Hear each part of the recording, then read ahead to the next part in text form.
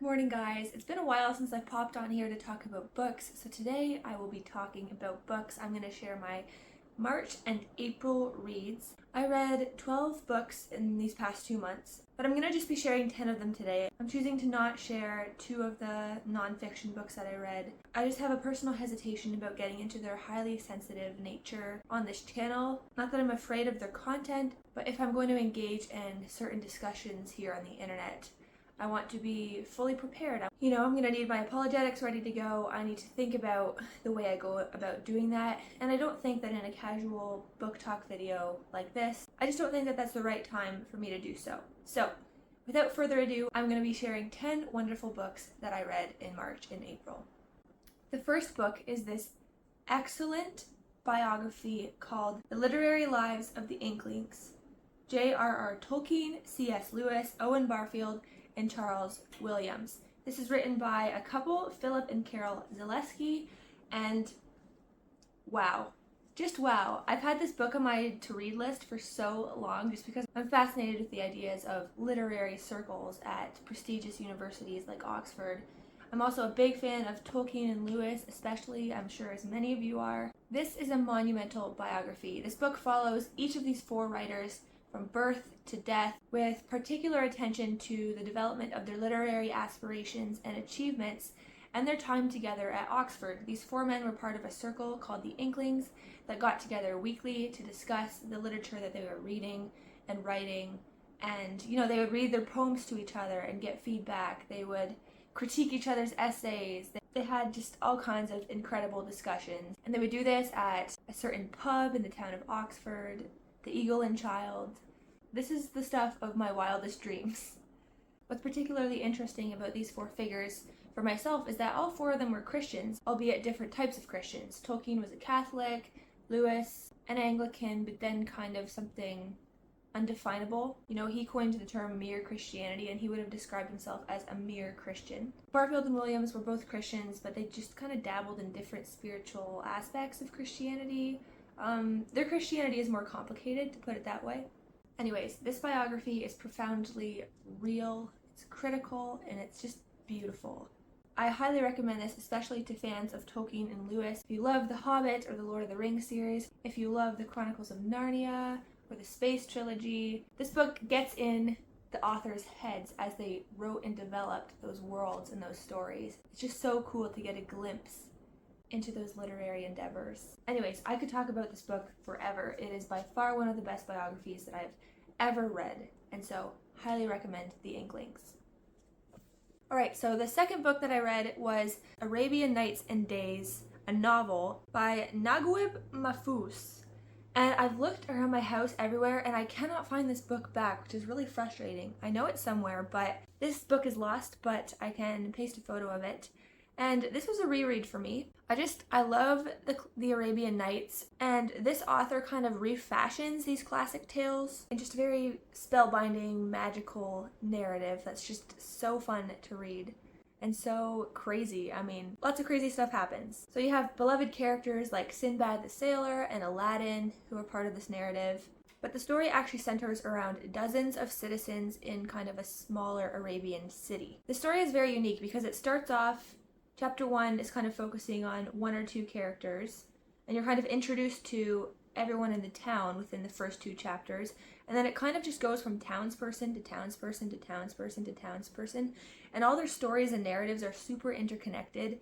And so you might be reading about, the barber in chapter 10, but you're also getting glimpses into the lives of, Sinbad, the Sultan, the Sheikh at the same time. It's so interconnected, and it's essentially a tale of a city and a tale of people within the city. This can be a little bit hard to follow. You have to really pay attention to kind of piece this web together and understand what's going on overall, but each individual story is so intriguing, and then it kind of just blows your mind how that ties back to this previous chapter or this other person in town, and it's just awesome. Yeah, these stories are a lot of fun. My husband and I read it together aloud, and we just had fun with it.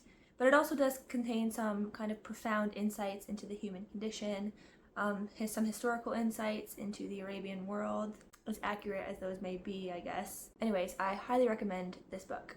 Next, I read Peter Pan, and my copy is up high on a very high shelf, and I couldn't really get it down this morning, but I have the most beautiful vintage copy of Peter Pan by J.M. Barrie, and this is just hands down the best story that I've ever read. Or let me put it this way, the most beloved tale of my childhood and still my adulthood.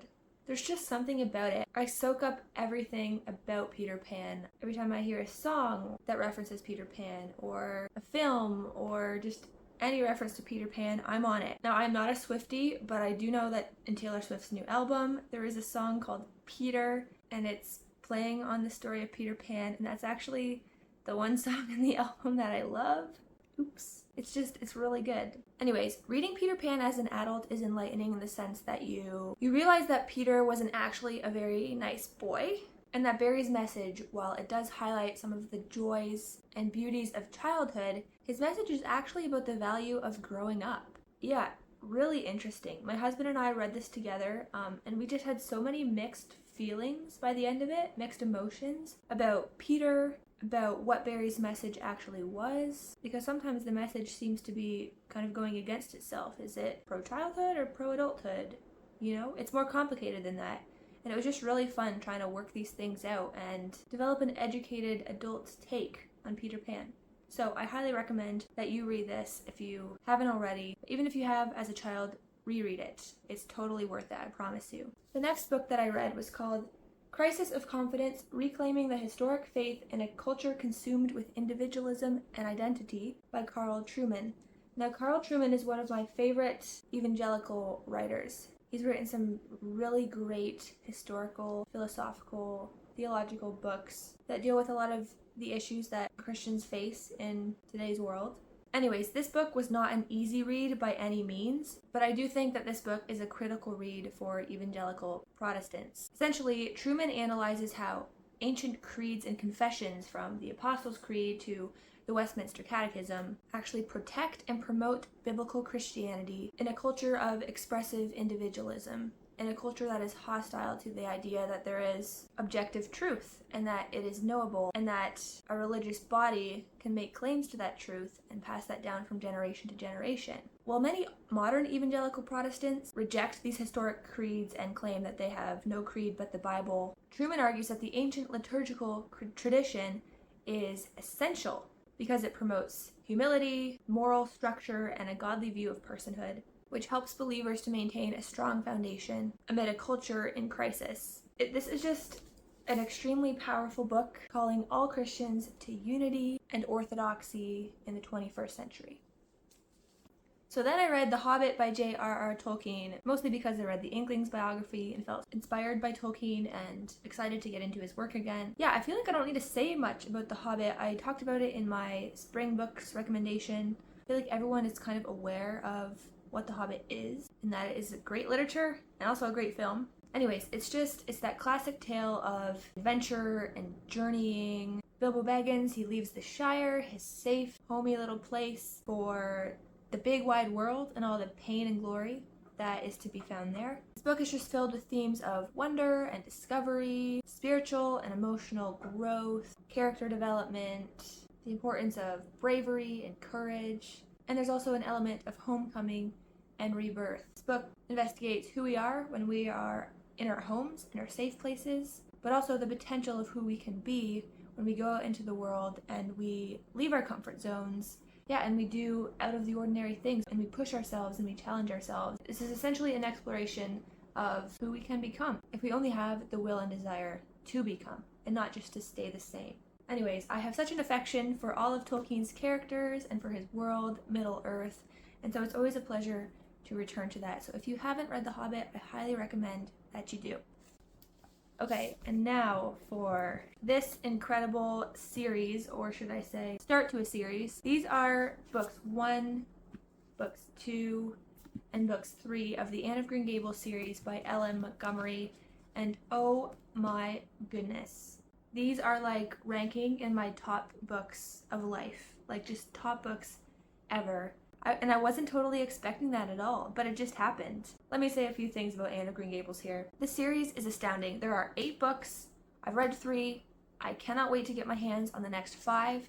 And this is why. Here's the thing, as a Canadian, I grew up kind of knowing Anne's story and being familiar with her world of Prince Edward Island. In the 19th, early 20th century, Anne is one of the most well-known figures in Canadian literature, and she's also famous worldwide. As a girl, I watched the movies, I read children's versions of these books, I knew the story, but rereading these as an adult has just heightened my appreciation for Montgomery's literary skill and for the just beautiful coming-of-age tale that is the story of Anne of Green Gables.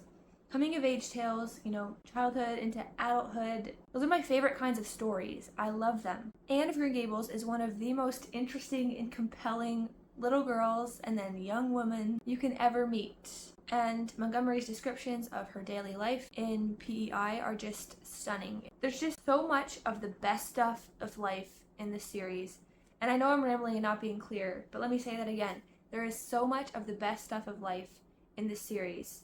You have the most wholesome imagination. You have pastoral, picturesque landscapes, a small town where everyone knows and loves each other. You have faith. You have good religion. You have true friendships. You have pure romance. You watch characters grow up for the better. You watch children who you find fascinating for all their eccentricities grow into really great adults who do great things. There's a ton of ambition in here, and she's a writer, she's a scholar, she's the smartest young person in Avonlea alongside her enemy/love interest, Gilbert Blythe.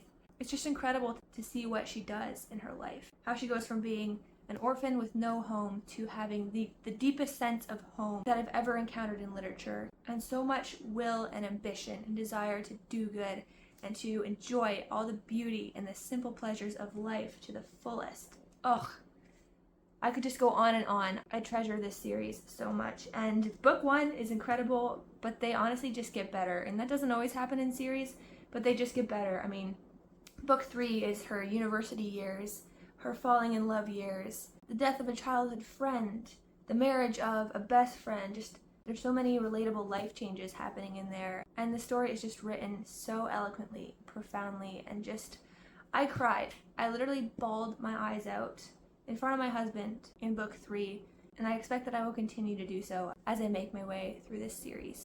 So, cannot recommend the Anne of Green Gables series enough. Thank you for listening to my ramble. Then I read Winnie the Pooh by A.A. Milne, or rather, I didn't really read it. I listened to it on Spotify audiobooks, which if you haven't realized that Spotify has now come out with an audiobooks section and tons of great audiobooks, classics and contemporary fiction alike. You have to get on there. The simple stories of Pooh and Piglet and Eeyore and Tigger and Christopher Robin are they're so wholesome, they're so nostalgic and sweet. As I was listening to this, I was just picturing the little Pooh books that I used to read as a little girl and the Pooh chair I had that I would sit on, and I was just taken back. Yeah, these are very simple children's stories, but they're very comforting, and they just make the perfect light springtime read. So read a copy if you come across a copy, or listen to it on Spotify. Highly recommend it. And then finally, the complete adventures and memoirs of Sherlock Holmes by Sir Arthur Conan Doyle. This was the first time that I've actually read the Sherlock Holmes stories. This collection of short stories was 23 chapters, each chapter being a new case that Sherlock Holmes investigated and solved. And it's written from the perspective of Dr. Watson, Holmes's right-hand man, his closest friend. These stories are just nail-biting. You just want more. You get sucked into them so much. And they're written in the crisp, masculine British tone of Conan Doyle, which I love. And I actually listened to them also in Spotify audiobooks, and they were narrated by Ralph Cosham, who is a British man that he sounds exactly how I pictured Watson sounding. Oops, well, my camera cut out there, but I'm just going to finish what I was saying about the memoirs and adventures of Sherlock Holmes. This is just one of those books that you're going to have a hard time putting down. By the time you get sucked up into the excitement of one case, and then it ends and the case closes, you're just like, oh my goodness, I need to start the next one because I want that feeling again. The feeling of being so sucked into a story is so incredible. And you just get enamored with Sherlock's brilliance. He's such an interesting character, very strange and eccentric, but those are sometimes the best kinds of people. And I love Sherlock, so I cannot recommend this series enough, and any other of the Sherlock novels by Arthur Conan Doyle. So yeah, that wraps up my book list for today. I'm sorry if it was a bit of a ramble and maybe incoherent. I hope everything was clear. I hope you guys enjoyed it. Please let me know in the comments below if you've read any of these books, or what you've been reading in March and April, and what books you would recommend to me to read next. I'd love to hear from you guys, and I really appreciate you sticking around to this point if you're watching this, and just supporting my channel in general. I have some fun, exciting announcements and things coming up. A really, really exciting life change happening that I cannot wait to share, and I will be doing so hopefully in an upcoming video in the next few weeks, so stay tuned for that. Anyways, thank you guys so much for watching again. Happy spring and happy reading!